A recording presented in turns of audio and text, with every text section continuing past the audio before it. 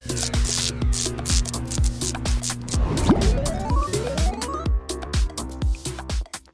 party Guy was Fieri. lame to me. Fieri. Fieri. This is the fun. Yeah. So they're trying to track him down. Mora's at the party. I just want to say, you are never allowed to pick the freaking theme for anything again. Okay. Albuquerque, fire truck. We're just yelling out words now? What's going on here?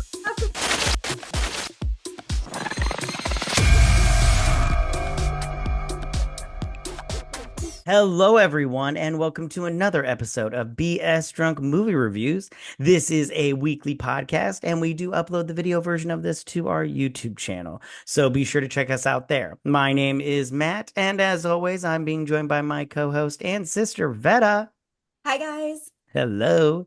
And on this episode, we have a special guest, Steve, no real name, no gimmicks. Sorry about that, Steve, from Hold Up TV. How you doing, buddy? I'm doing good, man. Happy to be here. Thank you to you and Beth for having me. Oh, no, thank you for showing up, man. No worries. Yeah, and we are going to be reviewing the movie Eternal Sunshine of a Spotless Mind. And this movie, I don't know about you guys, but it fucked my shit up. Okay, so no sunshine. Not for me. Ain't no sunshine when she's gone. You know the song. Right. Okay, so before we get started, I'm going to ask you guys the most important question, and that is, what are you drinking? Steve, we'll start with you. Okay, so I'm being a Debbie Downer tonight. I am drinking some mushroom communist tea right now. That's totally just because we drink doesn't mean that's a prerequisite that you have to drink. I know you've been to enough fanboys where me and Mantis have had for sure. That is true. No judgment. All right, Vetta, what are you drinking? So when watching this movie, Clementine drinks a lot. That's my favorite thing about her. And she takes Joel back to her apartment and makes him a blue ruin.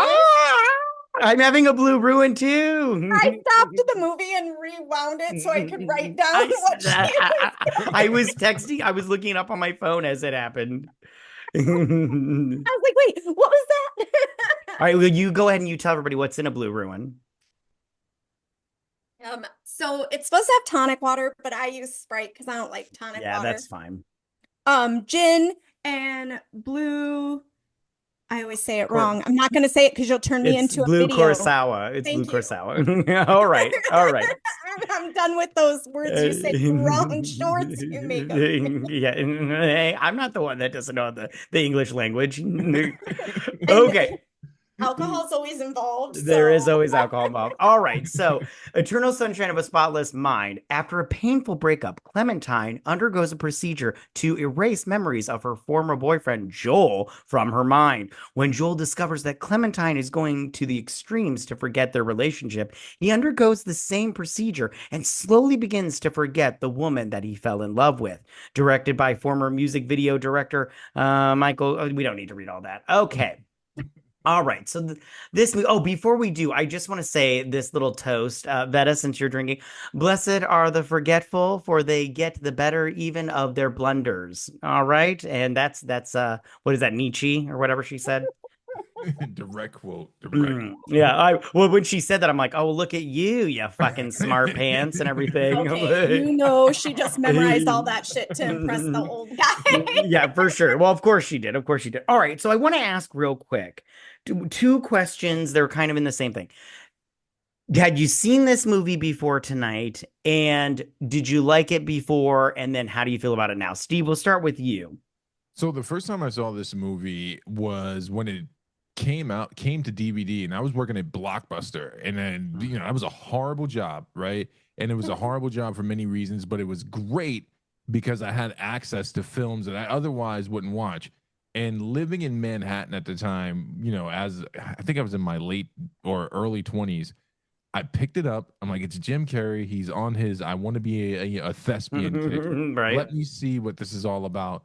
And I got to be honest with you, man. I went into watching it not knowing what to expect, and I felt like I had instantly given into why hipsters are cool. Why those weird people who shop at thrift stores are so interesting. And I loved it. Now, I loved it then, and I still love it now. Like when I rewatched it, I thought it was going to be dated, and I actually came to a conclusion. This might have been Jim Carrey's best performance as an actor. Man, I was really taken aback by it. Right on. All right, Betta, what about you? You go ahead. So when I first saw this, I was kind of in the same situation. I rented it. Um, I was not a fan. The only thing I liked about it, and Matt, you can attest to this, is that at some point in my life, my hair has been every color of the rainbow. And actually, right now, I'm in between because I'm having purple highlights added here in a couple weeks. But yeah, You're a so cool mom. I've always had color hair. It has nothing to do with being a mom, unless it started to freak my mom out. No other way. But so I did relate in that whole situation with it. But as far as the movie as a whole, when I first saw it, I didn't like it. I did like it better this time around. Only because there were some comical moments, but I do have to say it's a terrible name for this movie. Yes. I hate the name more than anything. Um, I Kirsten Dunst's character is stupid. Well, we'll get into all that in just a minute. We'll All right. get into Look, it. I'm in the Name same boat as you angers me guys. the most. Steve, I saw it when it came out on DVD, a little bit after, a girlfriend had made me watch it. I didn't like it then, and I don't like it now. This movie sucks. All right. So I'm excited to get into it. Okay. All right. So No, no, Matt, tell us what you really feel. well, I just want to say right off the bat, this whole movie while watching it this time, because I was like, I didn't like it then, but we've watched movies where I didn't like it the first time I saw it, and then I ended up liking it after we decided Or to you watch it. loved it. Yeah, I loved it. Yeah, either one of those. Okay.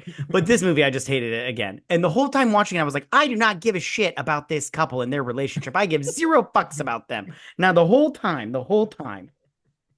Um, okay, I would like to, if you guys don't mind, can we just talk about the procedure to start with, if you guys are Yes. cool with it? Because So many things to say. I wrote down, well, this procedure is very interesting. So, Steve, do you want to start with how you felt about the procedure? All right. A little context about the procedure, Yeah, right? go ahead. Yeah, It's go ahead. completely. This movie is a Spike Jones video made extremely long, right? This is Weezer. This is the Pixies. This is Breeders. It's that era of music, right? And the procedure itself really culminates with that because if I'm not wrong, watching it again, I'm like, holy, can I curse on here? Or Yeah, go ahead. Yeah, I'm like, holy fuck, are they performing this in a storefront in like Brooklyn somewhere? Like this It's like is above a like, I'm Chinese from restaurant. You got to go down the alley and go up the stairs. Yes. It's like when I'm watching it, the reason why that part just cracks me up because it's just quack pseudoscience is this is something you would find in New York, right? You would be walking down the street in Brooklyn and see a sign for something that says self-actualization, dealing with trauma from a past relationship. Come right above Hu Ping's #1 Chinese restaurant and have your brain eviscerated. So it's that part is an afterthought, but it is super cheesy. It's super cheesy. I just don't know if it's intentional or not. I love when they put the colander on his head because in my mind, it is. You know, the prop guy was making spaghetti and tossing it and was like, I can make this into a helmet. Yeah, I just love Kirsten Dunst. Like I know this isn't part of the procedure, but I love her sitting at the desk labeling all the envelopes. And then okay, real quick. I love how she gets the call and she's like, no, that coupon. I love there's coupons ended after the new year and everything. I'm like, you're giving out coupons? What's that say? And I love the No, I was just gonna say, I love the woman that calls and she's like, you can't do 3 a month. We only do. I was like, how many people, what's going on in this bitch's life that she's wanting to bring in all these? I want to hear that story more than I want to hear about Clementine and Joel. I was like, what's her name? We need a spinoff for sure. Yeah. Well, and the fact that they do this procedure in the house, Yeah. in his apartment, and things go wrong, and the guy just comes in and opens a laptop, and all of a sudden here's a brain scan. I'm like, that's not how that Yeah, works. it's like coding like it's a computer. I was like, that is not how the brain works. That I'm is like, not how it works. tolerances are not that fancy. I think the part that trips me out the most is the coupon part and the fact that they offer 3, but basically they're just sending out coupons for lobotomies. Right. And no New York State medical profession, this is on no one's radar, man. But I do For love an that the MRI, doctor her is brain is fried. he's a quack. The doctor is like an obvious quack, and I know we're going to talk about this later. But you know who my favorite character in this movie is because of the procedure? It's the doctor's wife. Oh yeah, I love her. Typical Manhattan Yeah, pediatrician wife. so good, so good. So okay, so this procedure it takes place pretty much like for like a big chunk of the movie, but it was trippy as shit. I don't know about you guys, but I was very much like every 5 seconds I was like, "What's going on here?" I'm like, I don't like this. I don't like this procedure. The thing that really fucked my shit up the most was when he was underneath the table in his Maybe it's kitchen. 4. Maybe he's 4 because Titanic Girl was like, a giant doll, and he's just like a baby, like Jim Carrey. And I was like, I am like so freaking out that he's an Oompa Loompa right now. Like, I do not like this, not one fucking bit. He's crying and saying like ice cream, and I'm all like, what's going on here? It was very Explain not. to me why when she went under the table, she shrank. She's trying, yeah. They're in a dream world, but and the mom comes back in and can't find her. I'm like, yeah, that doesn't work that way either. Didn't she also flash him like when she's in Yes. the Yeah. perspective? And I was just kind of like, when I rewatch it, I'm like, oh, that's inappropriate. That's She's like, entirely look, my crotch is still here. Yeah, at one point in time, I wrote in my notes, I wrote down like at one time, baby Joel goes, "This is kind of warped." And I'm like, kind of? It's not kind of warped, it's very warped. I don't like this at all.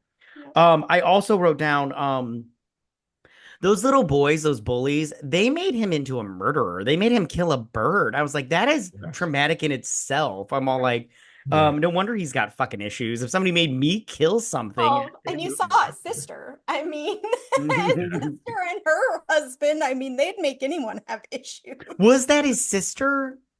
Yeah. Oh, see, I didn't know it was his sister. I just thought it was just his friends or whatnot. No. Okay. So he's jumping in and out of all these memories during this procedure, right? And I wrote down a lot of stuff about their relationship. Like this, I did not feel that this was a healthy relationship. I want to be honest with you. I felt like Clementine was just a toxic individual for anyone to be with. Her impulsiveness. I can't remember where I wrote it down. And I'll say it out when I would. But I wrote down a lot of negative things about Clementine. I also wrote down that I was like, maybe he should have got back together with Naomi. I feel like that might have been the better choice. I don't even know Naomi, and I can tell you right now, she is not as crazy as Clementine. Yeah, that was just like.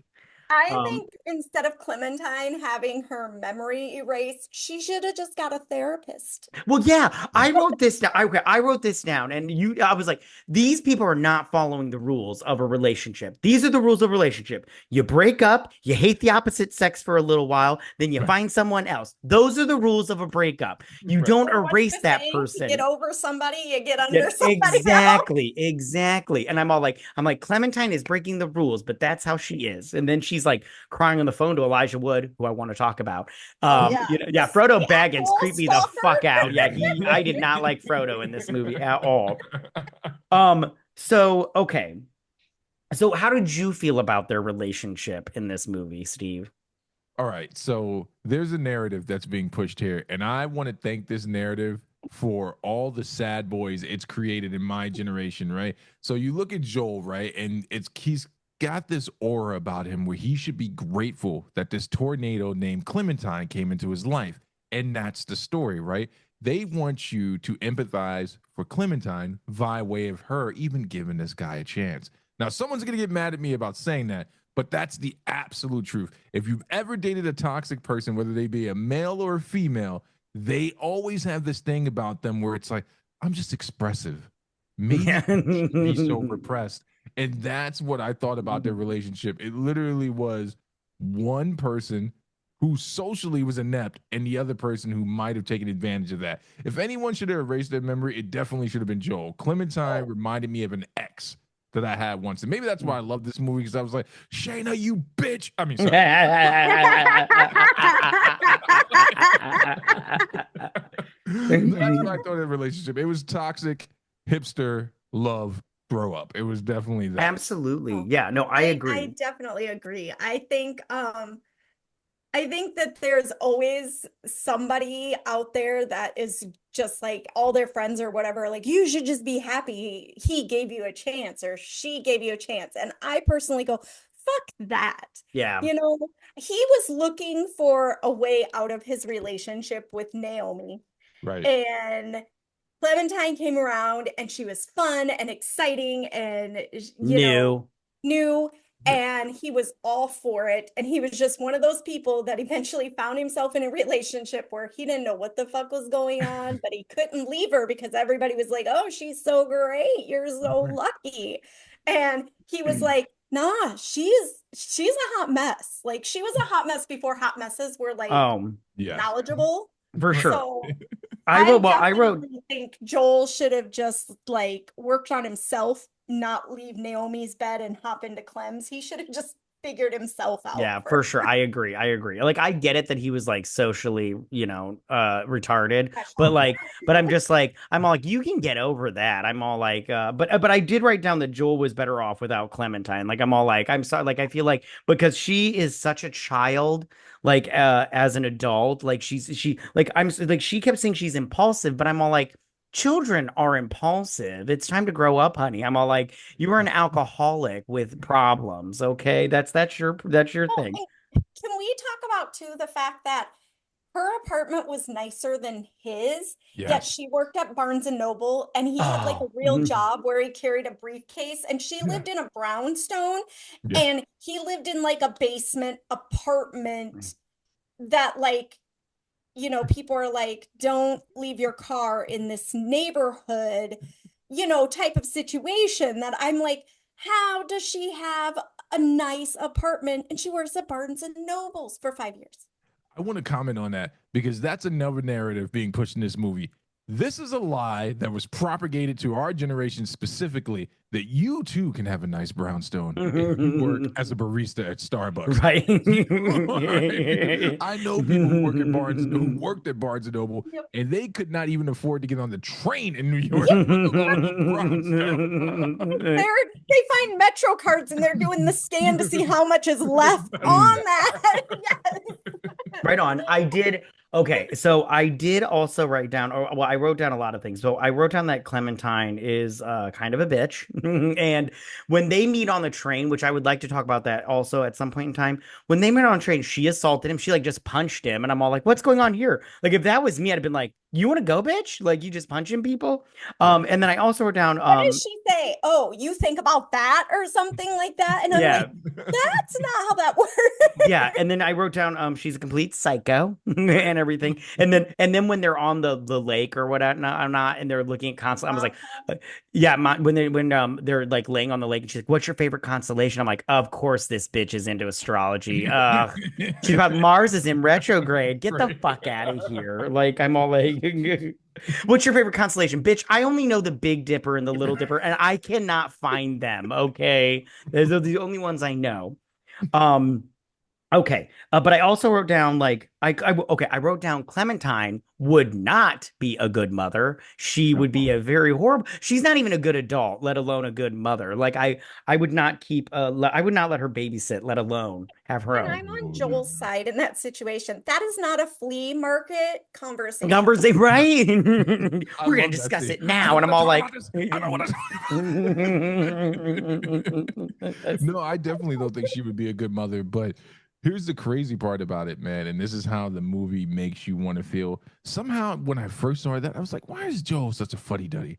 We don't know. She could be a good mom. She could be a cool, hip mom. But now looking at it as a parent, I'm like, no, your kids would be a mess. They would be an Mm-hmm. absolute mess. You'd be late to pick them up from daycare because you were off at some bohemian fair. And there's nothing wrong with She was bohemian doing fairs. yoga with a goat on her back. Wouldn't Exactly. upset the goat and say, I got to pick up my kid.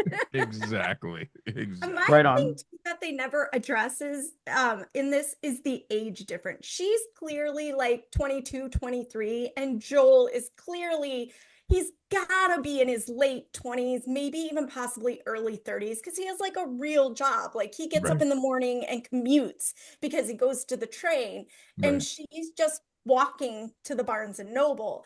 So that's the other thing too. She is in the part of life where you're supposed to be carefree and making mistakes and buying clothes that you got at Goodwill and changing your hair color every other week because you thought blue was pretty or the name on the box was fun or whatever. And he's in the I got to start saving for retirement stage of Right. life. So this was not a good relationship from the get-go. No, no, no. Right Poorly, on. So poorly many red managed. flags. Yeah, I did also write down. I just wrote down that she was like annoying, but I did write down when okay, so when they're lying in bed and she wakes him up, like she's like, we need to talk more, or we need to communicate more, or some crap like that. Now I did write down Joel was a real motherfucker when he wrote down not a, like a mother, like he was a real about when he goes, constant talking isn't conversation. I was like, that is so good and so true. And she flipped the fuck out on him when he said that, but I'm all like, that's the problem with bitches. Like they just want to talk, talk, talk. And you're like, this is not a conversation. You're just rambling now. And now I have to pay attention. I'm like, no, I'm going to get the glossy eyes, like I'm paying attention. And then later on, when you ask me what I say, you said the thing about Cheryl or whatever. And you're like, I don't give a shit. I was like, you're talking about knitting needles and I bailed out. Use names. Say the one person because you say Cheryl and she's gonna be like, "Who the fuck's Cheryl?" I don't know any Cheryls. All right. Okay.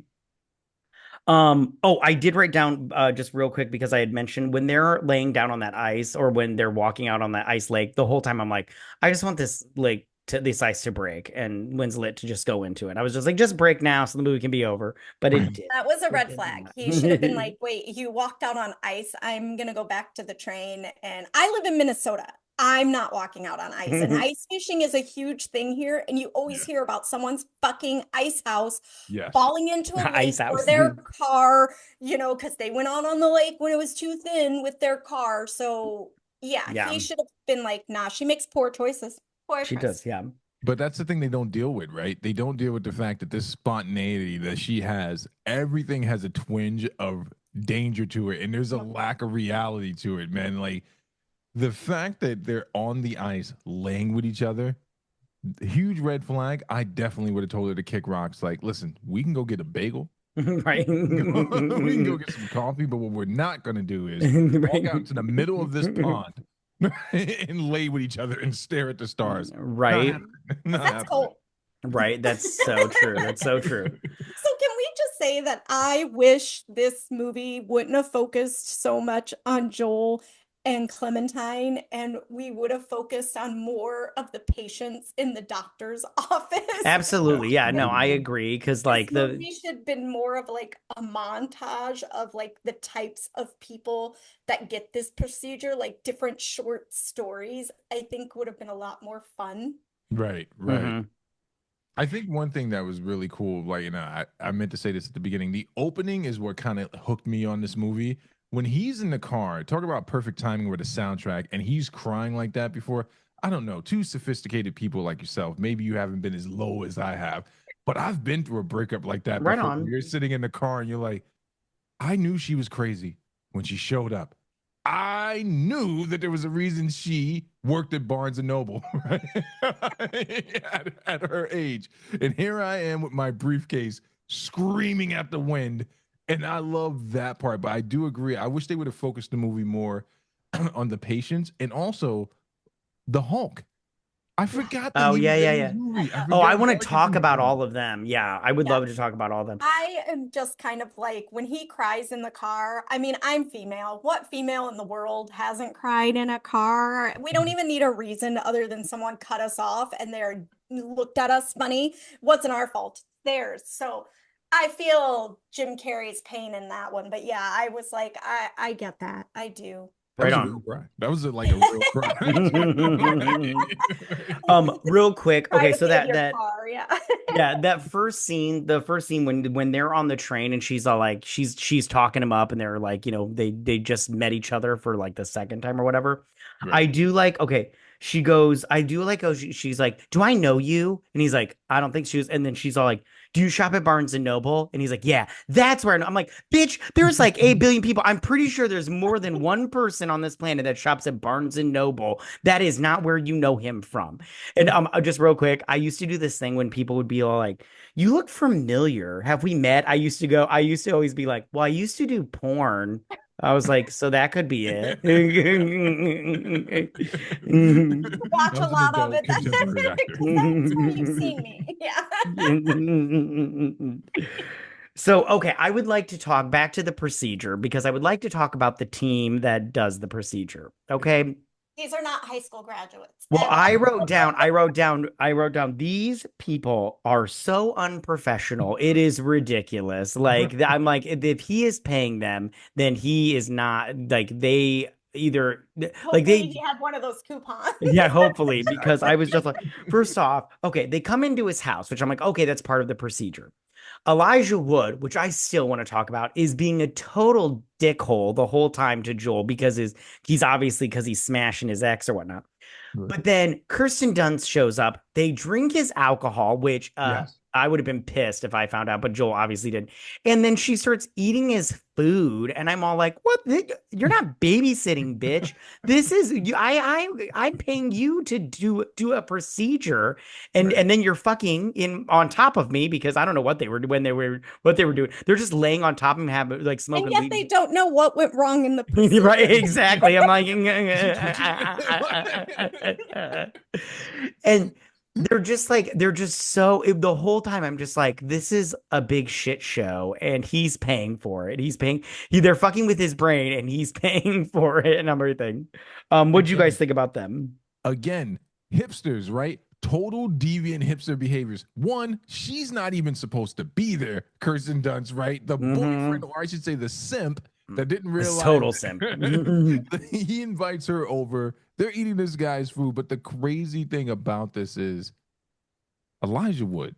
Are you telling me that he look, I love Frodo Baggins, man. Love Frodo Baggins. I loved him on that show where he had the talking dog. That was great too, man. Oh yeah. That was good too. Yeah, that was a good show. But you're telling me, didn't a part of you say, I wonder if Elijah Wood is like this as an actor, as life, like just idiotically taking over people's lives? Because he played that shit to a T, man. I loved it. I love that part. Yeah. Like when she's in the car and she asks Joel if he's a stalker, I'm like, oh, that's because she knows what it's like to have one because Patrick is a stalker. Yeah. Exactly. Yeah, and at the beginning when he like taps on the window, he's like, "Can I help you with something?" And Joel's like, "I don't know what you're asking me." And I'm like, "Joel, drive away. He's crazy. He's a crazy. Look at his eyes. He's crazy." And then you're just like, and then I love how they like hid him behind those pamphlets at Barnes and Noble, and I'm like, this looks like a jank Barnes and Noble. I just want to say that, and it looks more like a library that they tried to pass off as a Barnes and Noble. But I'm just like the whole time, and then when he's like, I stole a pair of her panties. I'm like, ew. I was like, Frodo, you're gross. I do not like you at all. Like, I mean, you're just gross. Like, that's pre-serial killer behavior. Yeah.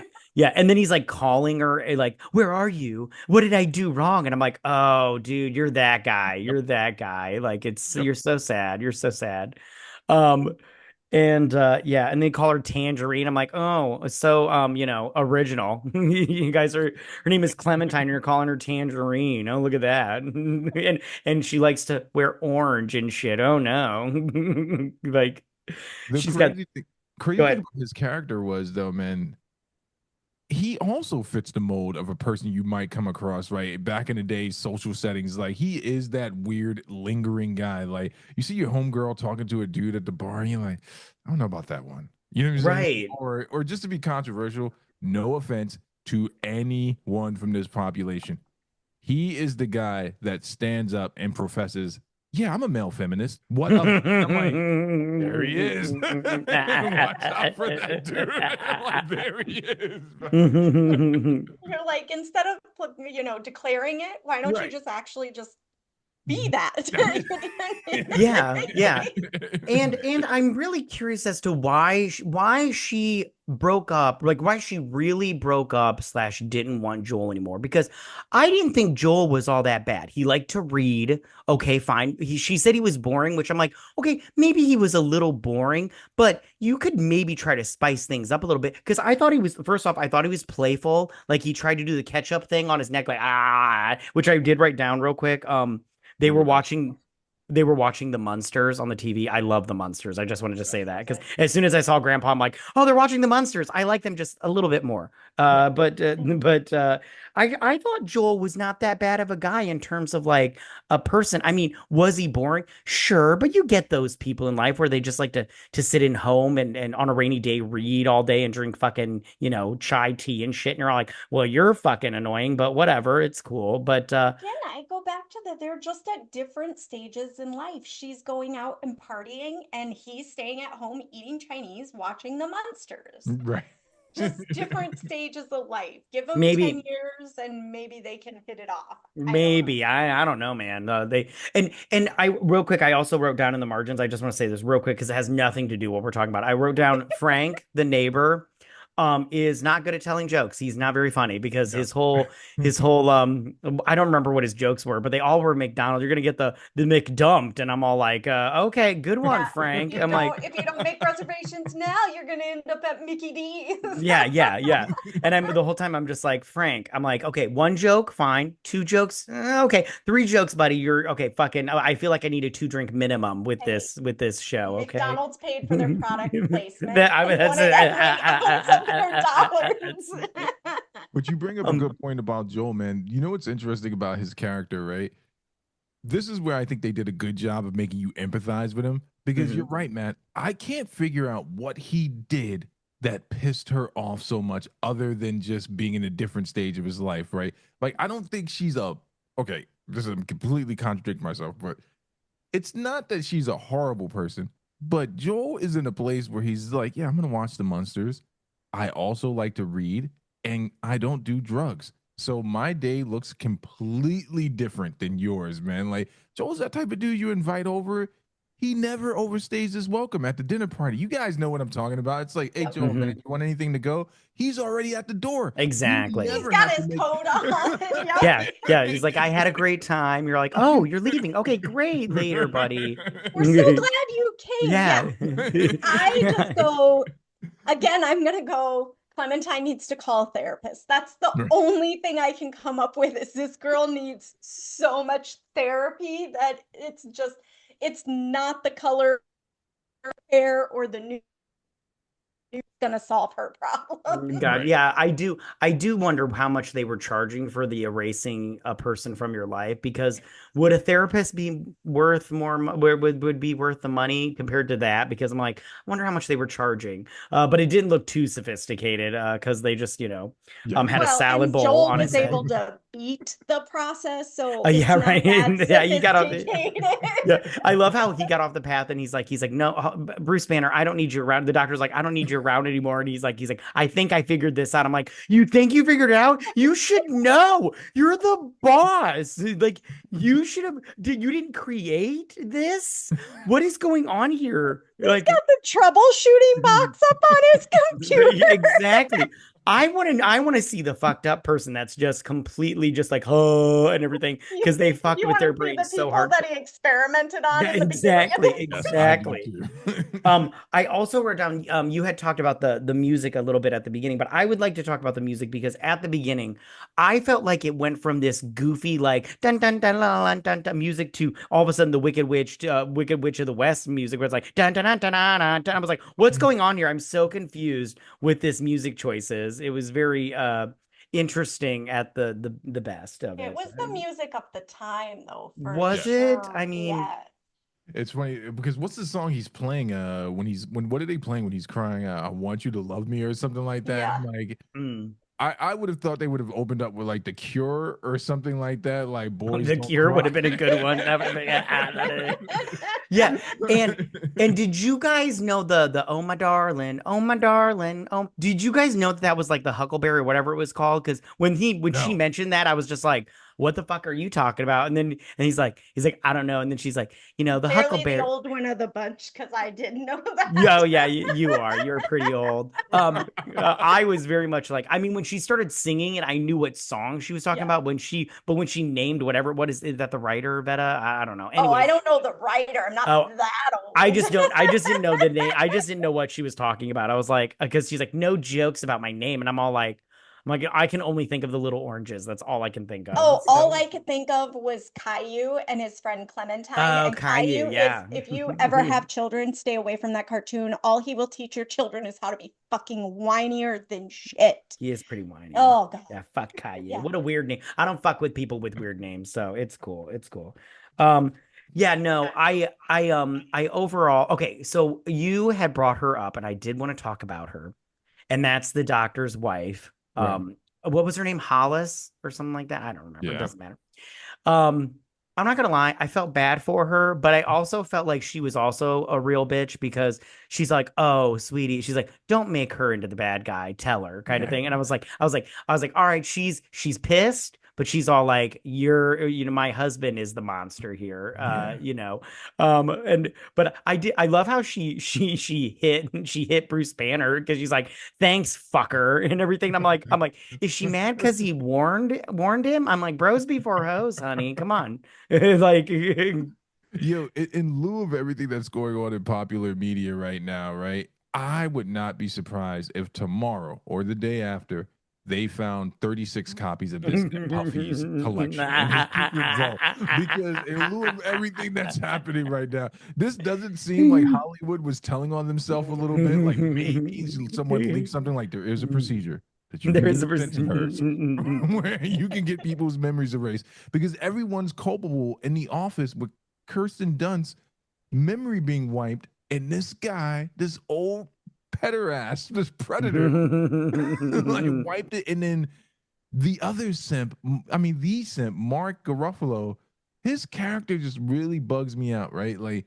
so you knew that this happened, you knew that the doctor wiped her mind, and you knew that she laid with old salty balls, and you still are pining over her and then you help this guy commit the perfect crime. I know she volunteered to have it happen, but I always wanted to see that part of the movie. How did she talk herself into it, and how did everyone get involved? Was it Oh, an I office bet party? he talked her into it. He says that she wanted it, Right. but I think he talked her into it. Because, like I said, I think it would have been a much better movie to focus on the office and do little short stories of this procedure on different people because it could have like seeing their story, seeing the Right. lady that wanted it done for the third time in a Mhm. month, the old guy sitting on the couch when Jim Carrey comes in with his garbage bag of shit. Like, I just think those stories would have been great. But yes,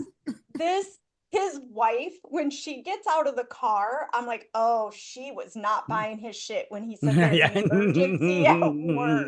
Like, she is done. And then when she's like, oh, I'm done, you can have him, honey. I'm like, that's right, because you get Oh. all of that brain wiping money.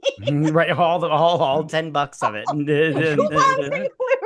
Yeah. When she said that with her chest after 35 years of a dissatisfied like marriage. Like, who knows what else this guy has done throughout their Right. marriage? But she's like in a robe, you can have him.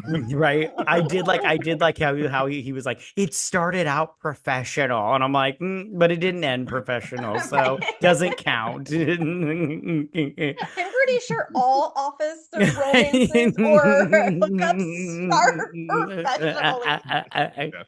Right on. Okay. I want to, we're going to start wrapping things up, but okay, so real quick, did either one of you want to say anything else about this movie before we wrap up? Was there anything you wanted to talk about?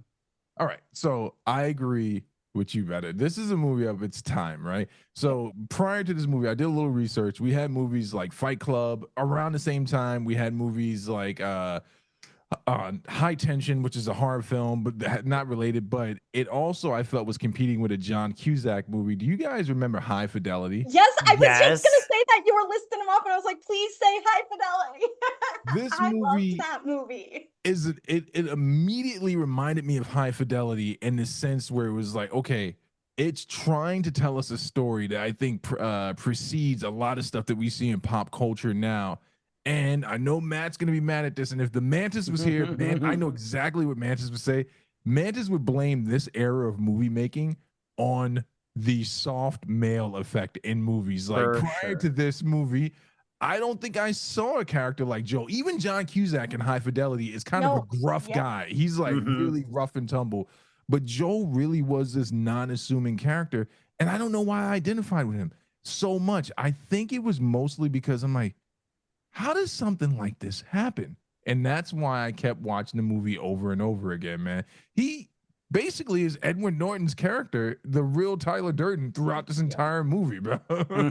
Yeah, no, Well, that's a good point. I He gotta just ask doesn't just have really an quickly alter ego at all. at Yeah. all, no other Or No. personality. yeah, And or No. Dick. visually, what did you guys think of the movie? What did you think about the visuals at the time when they made this movie? I thought it was good. I thought it Yeah. was good. I mean, like I did like the way they were jumping like from memory to memory, I thought was good. I think like I said, it was trippy when he was like a little kid, but I was like the forced perspective they did there, I thought was pretty good. You know, it's just at the same time I'm all like, I'm weirded out because he's like a 4-year-old, but it's Jim Carrey and everything. So Yeah, um I liked it from the fact too that like the bully scene where he's playing the little suffocating game that they played as a couple out in which front of the house, which is weird. I yeah, don't not get a into fun that. game. No, but the house That's my changing biggest in the fear. background because they're trying to hide her or in his memories that they didn't map and everything. That I did like that they're moving through different types of memories and they like, I don't know, they kind of like Pleasantville it, if that's the right way of saying it, where it looks great, but Right. then reality sets in and she's Yeah, removed, like crumbles, yeah, like I goes from like the black and part. white to color type of situation. Yeah, like the part where he walks from, I can't remember exactly where he walks from. I think it's from her apartment. And then he walks into his sister's house and Yeah. like just sits on the stairs. I was like, oh, that was a good effect. I like that. It went from Yeah. there and then it just like blacked out and he just walks. And I was like, that was pretty good. I'm pretty sure that, that was just a set or maybe not. I don't know. But it was good. It was good. All the visuals were good. Were good. But I was Yeah, that's gonna I love troll when they're you on a the little bit, beach in Matt. Montauk. It was great. Like, and would he's you like, why did I do this? This Yeah. is cold. yeah, right. I was gonna troll Matt. So when he invited me onto the show, I was gonna pick. I was like, "What is a movie that will get this guy raging?" And I was gonna pick the last installment of Underworld, but I was like, I would rather us and talk about Jim Carrey's pseudo acting than that drive poor Matt crazy picking Underworld. We should do that for our Patreon, but we can have you on as our guest as on our Yeah. Patreon to review all those movies because I hate all of them. Oh, if you want to, have someone troll him. I mean, I'm his sister. I can totally, I can bring up some real shit if you'd like. All right. Before we go though, before we wrap things up, I'm going to ask you guys just two more questions. One, after having this conversation, do you still feel the same about this movie or have you changed your mind? And two, would you recommend this movie? Steve, we'll start with you. After having this conversation, I still love the movie because it's the type of movie where you can agree with people and their dislike of the movie because it really is heavy-handed in many different approaches. I still love it, but it's one of those movies where you could sit down and talk about it like this was good, this was bad. Would I recommend it? I would only recommend it to my friends who are like Joel going through a breakup. Instead of having to go over to their house and drink with them, I'm like, I want you to watch this movie and then we'll find someone to lobotomize you, bro. You'll get over, I promise. You got a colander in your house and some wires and a Right. laptop. You can do it. I have faith Right in on. you. That's so true. All right, Betta, what about you? How do you feel about it? I stand by my statement. I did not like it at all when I first saw it. I liked it better this time. Do I love it? I don't think I would go that far. Would I recommend it? If you're totally into the early 2000 movie, definitely. Um, or if you in a not literally physical comedy or a Dumber and Dumber situation, this is a good movie. I mean, him and Kate Winslet step out of their normal stereotype roles for this. So I say it's definitely there. But if you do not like a movie that does not stay on track and it jumps all over the place, this is not the movie for you. It will drive you insane. But yeah, I would recommend it to certain people, not to everybody. Yeah, I have to say, after having this conversation, I still don't like it because it's me. Like I just didn't like it, but I would recommend it to people because I do think that even though I didn't like it, I do think A, it was well made. And B, I do think that some of the performances are pretty good, and I do think that this would be like hey, watch out for crazy bitches, and this is what they look like. They got colored hair, and they have the sad excuse of I'm impulsive, and it's like, no, you're Wow. fucking crazy. Colored That's what. hair. Did you Yeah, just call me crazy? I you get are very crazy. You're upset. crazy. You're crazy. Yeah, but You're I have crazy. no problem saying I'll go see a therapist or I have a therapist. You So don't need therapy, honey. You need a later, drink and me. right. I'll listen to your problems. I'll tell you what to do. He'll be like, that's a shot of tequila Yeah, and two just Hail do a Marys. shot and But I don't stop. know how to do Hail Marys because we're Yeah. not Catholic. So two shots. Yeah, I'll just be like, I'll just do like I did with our mother. I'll take you to a football game and I'll show you what boundaries look like. And then I'm like, stop Facebook friending all of your daughter's friends. All right. All right, you guys. Well, we're gonna wrap it up there. Thank you so much for listening, you guys. Before we leave though, I just want to ask Steve, where can we find you at, dude? You can find me every Tuesday night on YouTube with my hetero life partner, the Fat Mantis, doing fanboy modeling school. And if you're ever into late night internet radio, over on rizradio.com, Thursdays and Sundays for mic check and dope dynamics. Not for the faint of heart. So if you come in, know that it's a hostile territory. Me screaming at my co-host for up to 2 hours or so. Oh, I'm sold. I'm there. Right on. Great. I will make sure that we have all the links for that in the description down below, you guys. But again, thank you so much for listening. Make sure to follow us on Twitter at BSDrunkPod to stay updated. If you do listen to us on Apple Podcast or Spotify or wherever you get your podcast needs, please leave us a 5-star review. We would really appreciate it, and it helps us out monetarily wise. We'll also be posting the video version, like I said before, on our YouTube channel. So be sure to check us out there and subscribe and everything. That is at BS Drunk Movie Reviews. We also have a Patreon, you guys, where we have plenty of different levels, but basically we just review movie series. We've done the Bring It On series, we've done the Scream series, all that good stuff. It's super fun. Go check it out and everything. But most importantly, you guys, please don't forget to drink, recap, review, and repeat. Bye, you guys. Bye, guys.